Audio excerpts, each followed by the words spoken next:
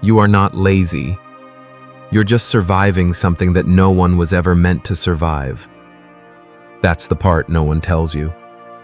You open your eyes, and already there's weight. Not in your limbs, but somewhere deeper. Like your soul didn't make it out of bed with you. The day hasn't even started. And yet, everything in you already feels late, already feels behind. The room is quiet, but your chest isn't. It hums with a tension that has no name, just a pressure to go, to do, to be something. And the world, it's dressed in smiles and calendars, meetings, messages, motivational noise. They call it ambition, progress, productivity. But what if all it really is a slow, polished collapse? Because what you're feeling right now, that ache, that fog, that guilt for not being enough, it's not a flaw. It's the symptom of a system that's broken you, while convincing you that you're the problem. You're not. You're still here, still breathing, still trying. And maybe, just maybe, it's time to see this for what it really is. There are no chains anymore, not the kind you can see. No one yells at you to move. No boss standing behind your shoulder. No whistle, no wall, no locked gate. And yet, something in you still feels trapped. You wake up tired, not from sleep, but from the constant hum of pressure. And it's strange, because nothing's really wrong. You have a job, you're doing okay, but inside, there's this low, gnawing ache, like you're being chased, and you don't even know what. That's the thing about the world we live in now. It doesn't scream, it whispers. And those whispers live inside your head. They sound like, keep going, do more, be better, don't waste time, don't fall behind. And the cruelest part is, you believe it's you saying it, but it's not. It's the voice of the system, wearing your voice like a mask. Philosopher byung-chul calls it the performance society, a society where oppression no longer comes from outside, it comes from within. We've moved beyond the old models of control. There are no bosses yelling at you, because now you are the boss. You've been taught to manage yourself, brand yourself, improve yourself, endlessly. And so the bars aren't iron anymore. They're expectations, self-demands, invisible checklists of who you're supposed to become. You've become your own taskmaster, your own judge, your own oppressor. And this, right here, this is the trap. Because the world tells you, you're free now. You can do anything. You just have to want it enough. You just have to work harder. But what if the very idea of unlimited potential is the new form of slavery? What if being told you can do everything is just another way of saying you're never allowed to stop? You were promised freedom, but you got a treadmill. And no matter how fast you run, it's never enough. The finish line keeps moving, and the only reward for reaching one goal is setting the next. It used to be that someone else told you what to do.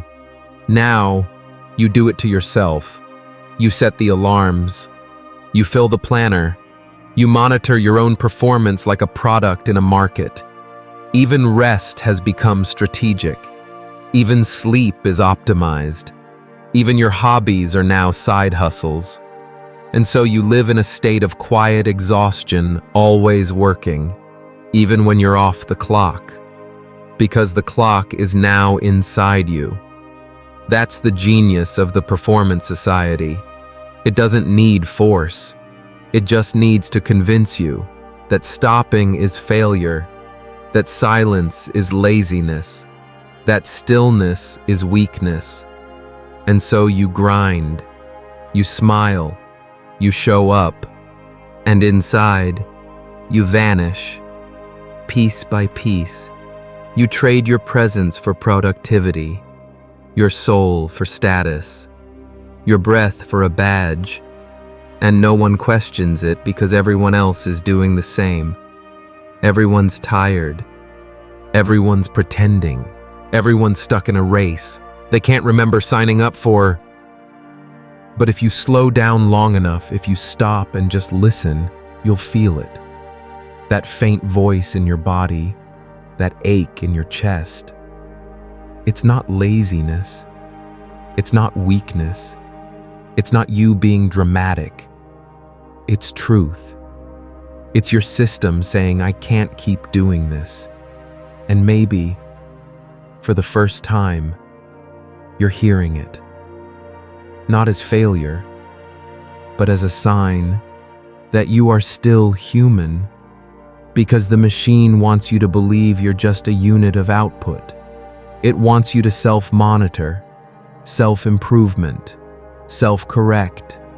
It wants you to be efficient and quiet. But you weren't born to be a machine. You were born to feel, to pause, to rest without shame, to exist without explanation. And maybe that's where this all begins, not with doing more, but remembering that you're allowed to do less, that you're allowed to stop, that you are allowed to just be. And that permission, that forgotten freedom, is what we'll explore next. Because what you're facing isn't just pressure. It's a kind of emptiness disguised as ambition. This isn't just stress. This isn't about needing a break. This is something else. This is existential burnout. The kind of exhaustion that sleep can't fix. The kind that doesn't come from doing too much, but from being too disconnected for too long. It's what happens when the engine of your life never shuts off, when even the moments meant for rest become something you need to optimize. You don't just sleep, you track your sleep. You don't just breathe, you measure your breathing. You don't just rest, you turn it into recovery time, so you can perform better tomorrow. You're no longer allowed to just be. Everything you do now has to lead somewhere. Even peace has become performance. And the saddest part, you're not even sure when it started. You just remember a time when silence wasn't scary, when sitting still didn't feel like failure, when you could lose yourself in something without having to justify it. But now, even your hobbies feel like work. Even your breaks feel like preparation. Even your joy comes with a goal. And slowly, without realizing it, you stop feeling anything at all. You smile in meetings. You respond to texts. You share posts about wellness, mindset, healing. You do yoga. You meditate. You journal. But underneath it all, there's a numbness, a blankness, like something vital went missing. But you can't name what. You're always on, always connected, always reachable, always available, and yet not present, not alive in the way you used to be. There's this strange detachment, like your life is happening, just slightly outside of you. You laugh, but don't feel joy. You succeed, but don't feel proud. You rest, but don't feel rested. You've become a ghost with a schedule, efficient, on time, checked in, logged on, but empty. And deep down, a part of you knows this isn't just tiredness. It's spiritual depletion, a hollowing out of the soul. From trying so hard to keep up, with a pace that was never meant to be human, because we weren't built for this. We weren't built to respond to every beep, to live by numbers, to quantify every feeling, to turn every moment of stillness into a missed opportunity. We weren't meant to live as machines. We were meant to feel, to pause, to dwell. But this world, it doesn't honor that. It celebrates speed. It rewards the ones who don't stop. It applauds those who function well, even while falling apart. And so, you adapt. You learn how to smile through the ache. You learn how to keep going when your body begs for stillness. You learn how to carry your emptiness like it's nothing at all, because stopping would mean something's wrong, and no one wants to be the one who couldn't keep up, so you keep moving. But inside, you're crumbling, because this isn't how a soul stays alive. This isn't how we're meant to live. You weren't born to function. You were born to exist. To feel the sun on your skin. To laugh without a reason. To cry when your heart is full or broken and not apologize for it. You weren't meant to treat your mind like a to-do list. And the truth is, you're not weak for feeling this way. You're awake. You're finally seeing what the world has become, and more importantly, what it's taken from you. And maybe that's the beginning. Not a breakdown, but a quiet awakening. Because what you're feeling, this burnout that stretches deep into your soul, it isn't just yours. It's the natural reaction of a human spirit, trapped in a system that only values what it can measure. But you're more than measurable, and your worth has never been in your output. It's been in your presence, in your softness, in your ability to feel deeply, even now. And maybe, just maybe, it's time to reclaim that. But to do that, we need to go back to the moment when control changed hands. When external pressure became internal dialogue, when survival turned into self-surveillance. Because this exhaustion didn't begin with your choices. It began with what you were taught to believe. And to break that, we have to look honestly at the story you've been told about success, about freedom, and about who you're supposed to be. There was a time when power had a face. It yelled. It commanded. It stood over your shoulder and said, "Obey." It came in the form of bosses, police, institutions. Discipline was loud, visible, brutal. But that world, it changed.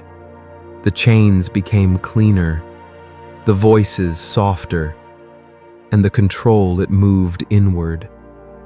Today, power doesn't scream at you, it whispers.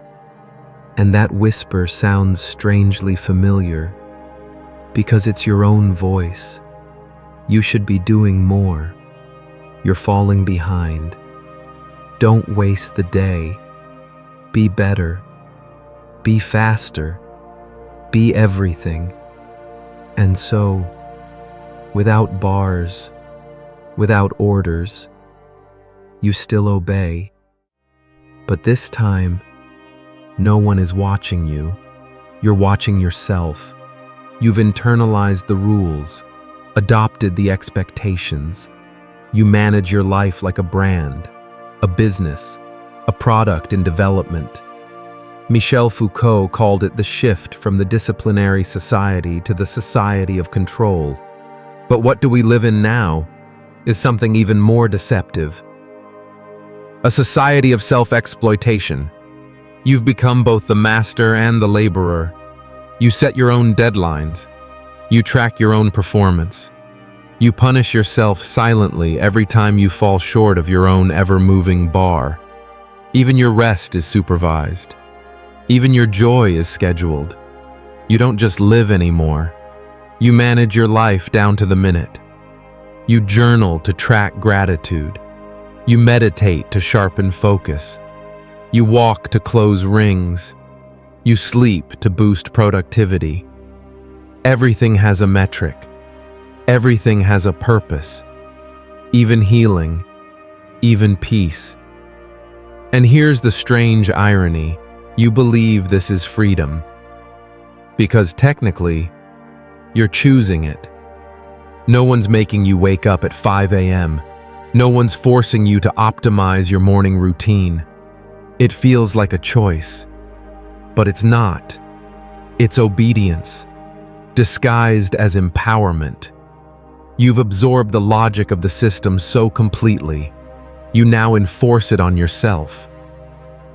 You think you're free because there's no one barking orders at you, but you've forgotten the most effective prison is the one where the prisoner guards the door from the inside. And that's what you've become.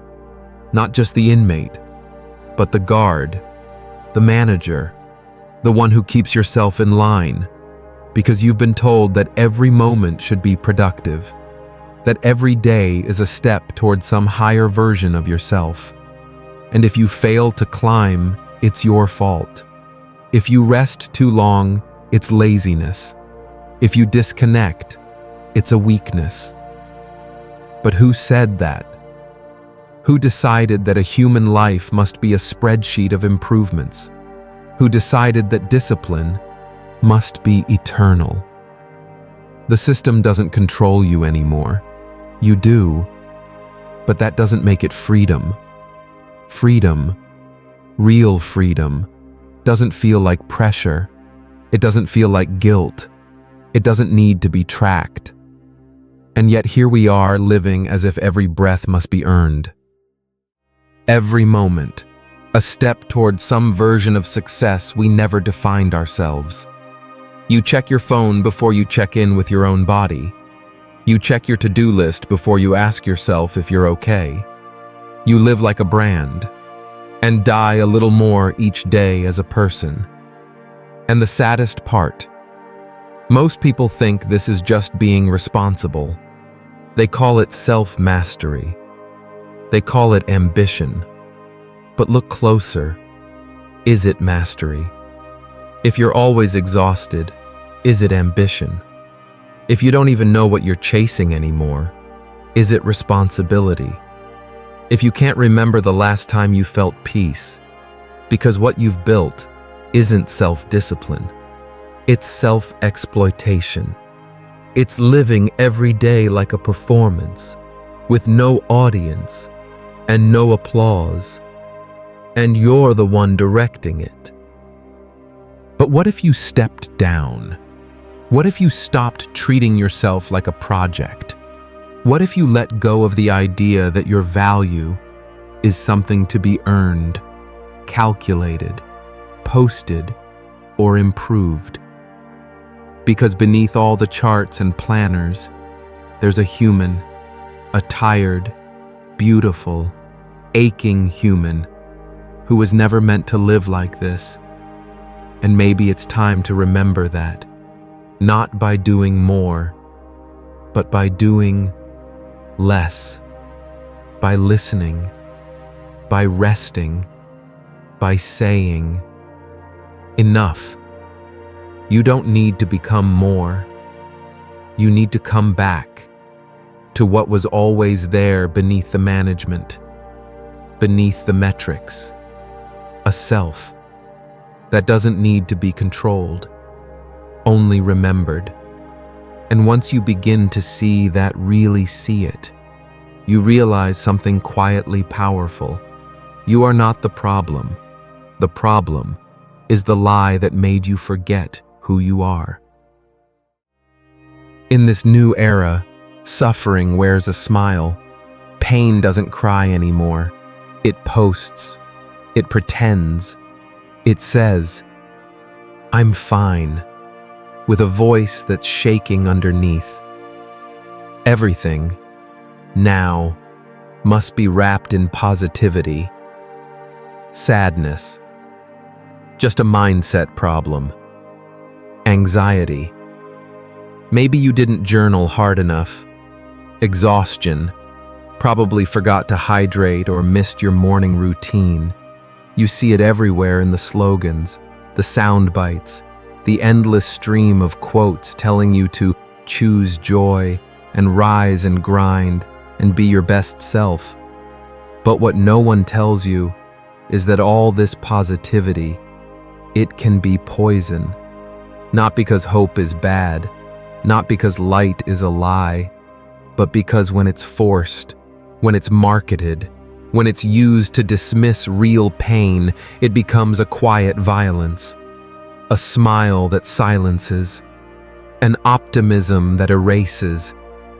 It turns very human emotions like grief, anger, doubt into problems that need to be fixed. It turns your natural reaction to a broken world into something you feel guilty about, because now sadness is seen as failure. Now, being overwhelmed means you just aren't managing well. Now, if you're hurting, the fault must be yours. You didn't reframe the situation.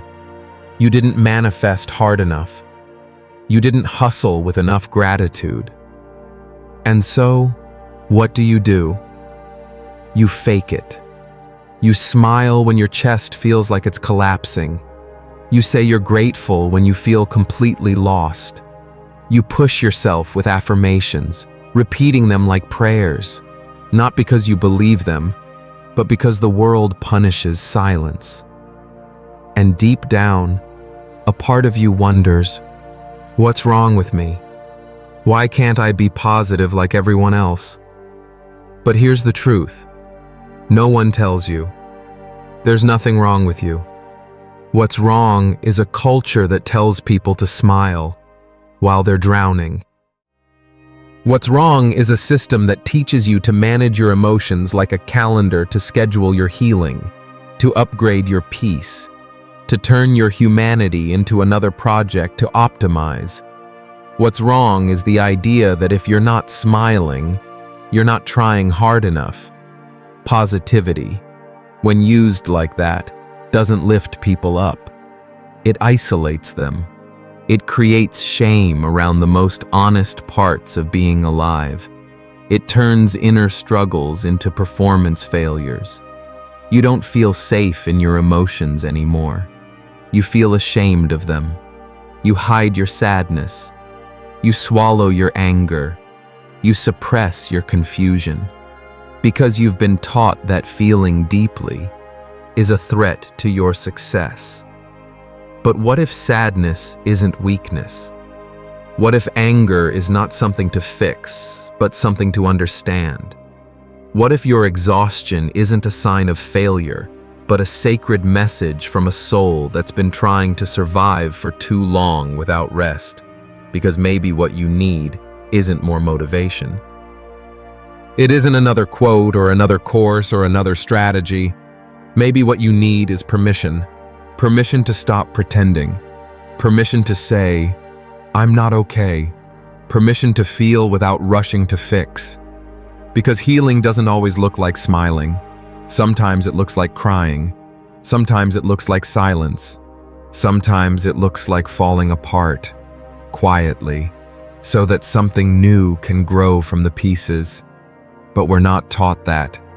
We're taught to perform, to cope beautifully, to make our breakdowns look like breakthroughs. And we call that strength. But real strength isn't loud. It's not curated. It's not always inspiring. Sometimes Real strength is being honest even when it scares people. Sometimes it's saying, I don't know how to keep going, and sitting in that space without reaching for a solution. And maybe the most radical thing you can do in a world obsessed with constant positivity is tell the truth. Not just to others, but to yourself. To say, I'm tired, I'm scared, I'm not okay right now. Not because you failed, but because you're still human. And maybe that's what this world needs more than anything. Not more positivity, but more permission to feel, more space to be real. And that begins with you. Because behind every forced smile is a heart that's forgotten how to rest. And behind every heart that learns to feel again is a life that finally remembers what it means to be whole. You used to be a person. Now, you're a project. A never-ending task list disguised as a life. You optimize your sleep. You measure your steps. You track your moods like data points in a quarterly report. Your body has become something to manage. Your thoughts, something to brand. Your healing, something to monetize. And slowly, silently, you've turned yourself into a product. You didn't mean to, but it happened anyway. One day you were just living, and then one morning, you started marketing your life without even realizing it. Your meals had to be aesthetic. Your thoughts had to be tweetable. Your joy had to be shared. Your pain had to be processed into a lesson, preferably one that gets likes. You don't just go through things, now you document them. You don't just grow, you package the growth. You don't just feel, you edit the feeling, filter it, caption it. Because now, everything is content. Even your silence has a price tag. Even your breakdowns become branding opportunities. And the worst part, no one forced you to do this. This wasn't imposed. It was sold to you as empowerment. Build your platform. Find your niche. Tell your story. Share your journey. But somewhere along the way, you stopped living your story and started curating it. Your life became a feed, your identity, an algorithm, your presence, a performance. And in all that effort to be seen, you disappeared. Now your relationships, they feel transactional. You wonder if people are connecting with you, or with the image you've worked so hard to maintain. You don't even know anymore. You just know it's exhausting. And when you look in the mirror, you feel like a stranger's looking back. Because in trying to become everything for everyone, you abandoned the one thing that mattered most. Yourself. The quiet, messy, honest self. The one that doesn't always make sense. The one that doesn't need to perform. The one that used to laugh without thinking, rest without guilt, love without explanation. But now even rest is performance. Even love is something to post about. Even your pain must be repurposed, turned into wisdom, turned into reach, turned into another layer of your brand. And maybe no one told you this, but being a personal brand all the time is its own kind of prison. Because when your entire life becomes a project to improve, you forget what it feels like to just exist, not as something to manage, not as something to prove, but simply as someone who is. You were not born to be productive every moment. You were not made to perform your personality. You were not created to harvest engagement from your truth. And you certainly weren't meant to put your soul on display like a storefront window. There's nothing wrong with sharing your growth. There's nothing wrong with creating, with expressing, with building something meaningful. But there's a line, a quiet, sacred line between expression and performance. And the moment you crossed it was the moment you stopped asking, "How do I feel?" and started asking, "How does this look?" That's when the disconnection began. Not loud, not violent, just subtle. A quiet drift away from yourself. And now, all these routines, these habits, these hacks, these upgrades, they don't feel like they care anymore. They feel like survival. You're trying to keep up with a version of you that you created, but no longer recognize. And maybe that's the part no one warns you about. That even in healing, you can lose yourself. That even in self-improvement, you can forget to rest. That even in chasing your best self, you can leave behind your real self. And maybe that's why you're tired. Why peace feels so far away. Why nothing feels enough, even when everything looks perfect. Because the soul doesn't want to be a brand. It wants to breathe. It wants to be. And maybe it's time finally to step out of the project and come back to the person. To remember that you were never meant to be consumed. You were meant to live. Behind every success, something went quiet inside you. Maybe it was your joy. Maybe it was your playfulness. Maybe it was the small, sacred part of you that used to laugh at nothing, that once sat in silence without guilt, without needing to explain why. But as the world asked for more, you gave it. More time, more energy, more of your soul. You told yourself it was worth it. That growth always comes with sacrifice. But what you didn't see was what got buried along the way. That gentle voice that once said, "I don't want this." The one you ignored. That natural rhythm that made space for daydreaming, for slowing down, for feeling fully alive, now silenced by the ticking clock of constant output. What have you lost in the name of being more productive, more desirable, more successful, more available? What did it cost to become who you thought you needed to be? There are things no metric can measure. The way your body used to feel when it wasn't being monitored. The way your mind used to wander freely, beautifully before it got trained to chase goals. The way your heart used to know what mattered before everything became a performance. You didn't just trade time, you traded being. That raw, honest existence that doesn't need a label. That doesn't need to be shared or scheduled or structured. That doesn't need validation or applause or achievement. You let go of it slowly. In every yes you didn't mean. In every task you didn't question.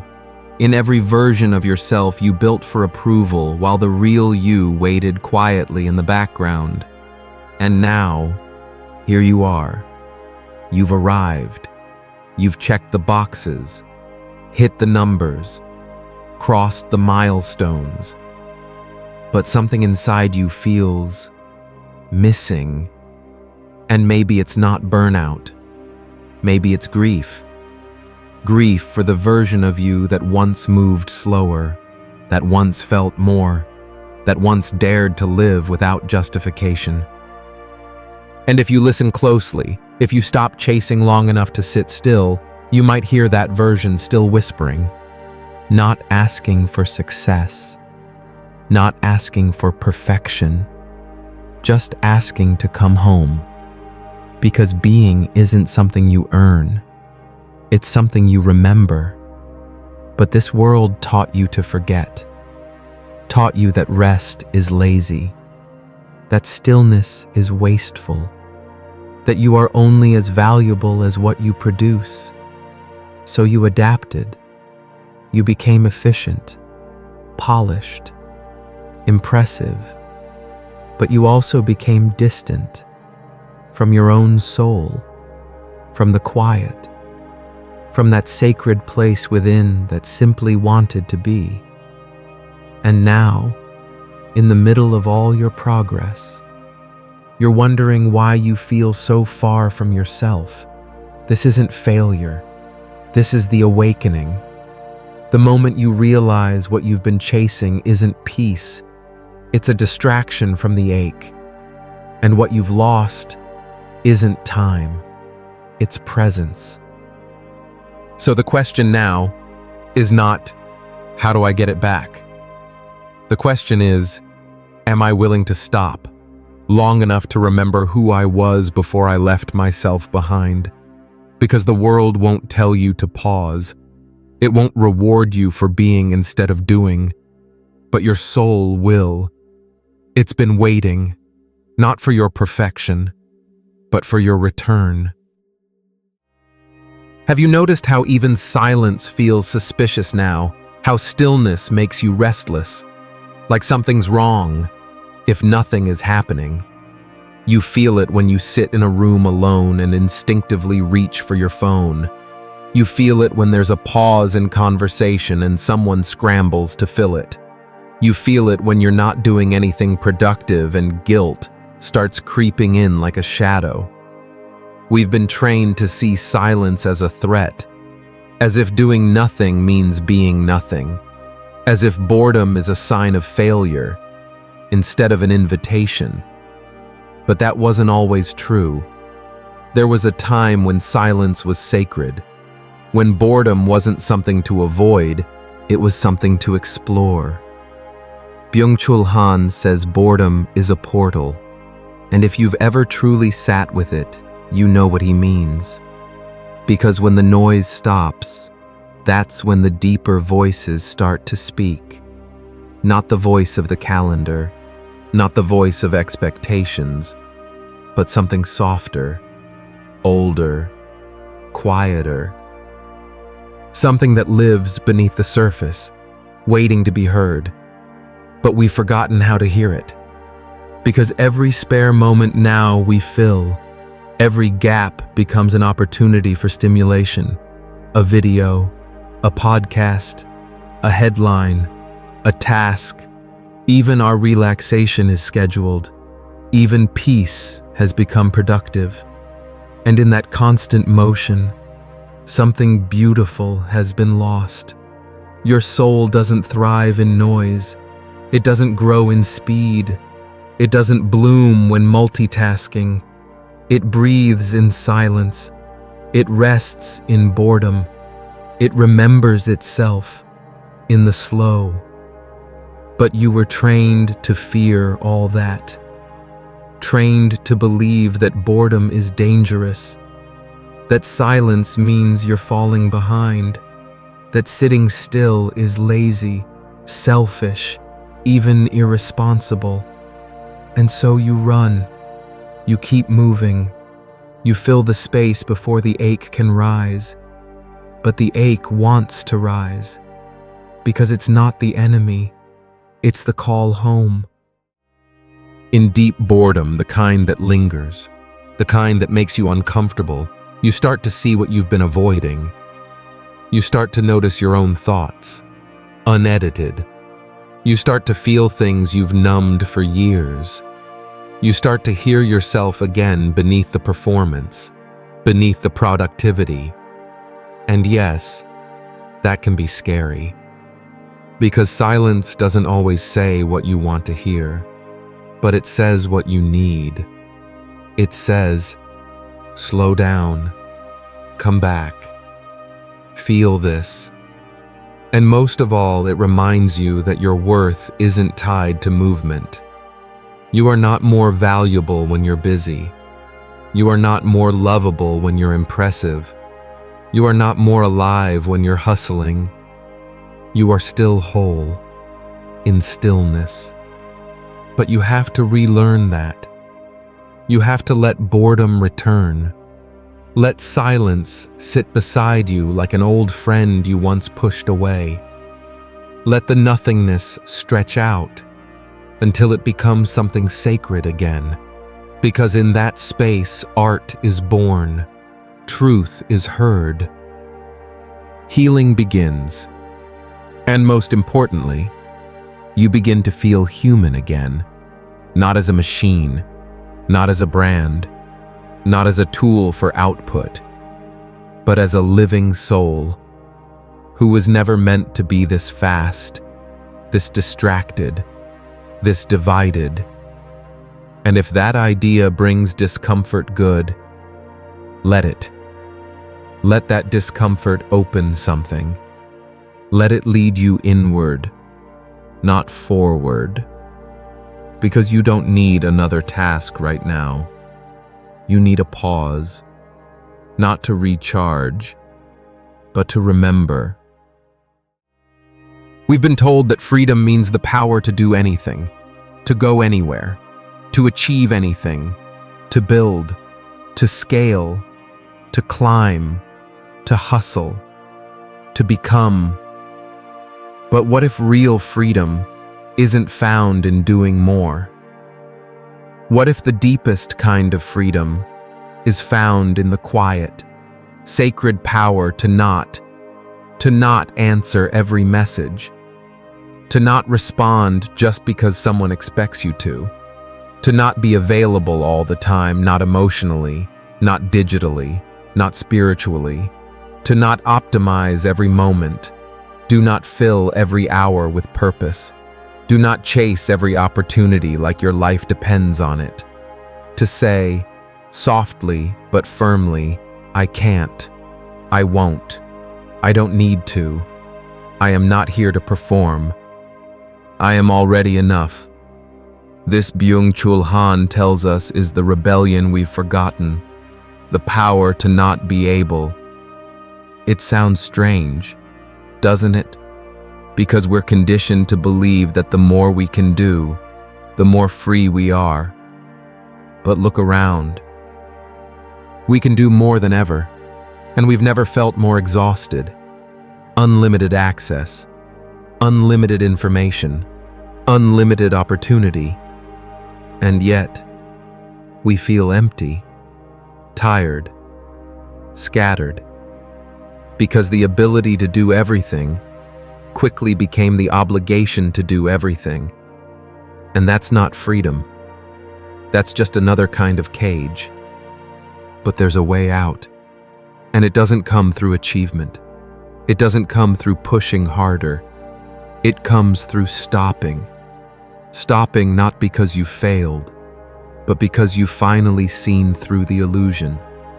Because the real act of courage now is not to keep running. It's to say no. No to endless self-improvement. No to the pressure to keep producing. No to being stretched so thin you forget who you are. The power of not being able isn't weakness. It's sovereignty. It's reclaiming your energy, reclaiming your time, reclaiming your soul. It's drawing the line not out of spite, but out of wisdom. It's understanding that you don't have to carry what was never yours to begin with, that you don't need to be everything for everyone, that it's okay to disappoint people if it means coming back to yourself. Because what good is it to be praised for being strong if you're silently collapsing inside? What good is it to win the race if the finish line keeps moving and you never get to rest? Maybe the real victory is sitting down before life makes you. Maybe the real healing is not doing more, but daring to do nothing. And yes, the world will misunderstand you. They'll say you've changed, that you're lazy, that you've given up, but they won't see what's really happening. You are returning. You're not quitting. You're coming home to a rhythm that doesn't require burnout, to a life that isn't measured in output, to a sense of self that doesn't rise and fall with productivity. Because the one who dares to stop is the one who finally remembers how to be. Whole, still, human. And that's the paradox no one tells you in refusing to keep proving your worth. You finally remember you had it all along. That's not giving up. That's waking up. You are not lazy. You are responding in the only way your soul knows how to a system that asks for everything and gives you so little in return. This tiredness you carry, this fog behind your eyes, this ache that no amount of sleep can heal, it is not a flaw. It is not a lack of will. It is not a weakness. It is the wisdom of your body saying, I am not a machine. It is your spirit saying, I wasn't made for this pace. It is a protest, a quiet one, but a protest nonetheless. So what now? Maybe the first step isn't to fix it. Maybe the answer isn't another habit, another hack, another plan. Maybe the first step is to stop, to feel, to look at your exhaustion with soft eyes and say, I see you, I believe you, you make sense. And then ask, gently, what would my life look like if I stopped needing to be useful all the time? Who might I become if I stopped trying to become someone? Because maybe your healing doesn't begin with effort. Maybe it begins with permission. Permission to rest, to not improve, to simply exist. And if these words reached something quiet inside, you don't rush to act. Just sit with it. Let it settle. Let it breathe. Let it move through you like a long-forgotten truth finally being remembered. And if you're ready, share what came up for you. What have you lost in the name of becoming? What have you buried just to keep moving? Let's start a conversation, not a performance, not a solution, just a space to remember. And if this gave you permission to pause, to exhale, to stop running for just a moment, pass it on. Share it with someone who might need the same. This is Echoes of Thought, where your exhaustion has a voice and your silence finally has somewhere to be heard.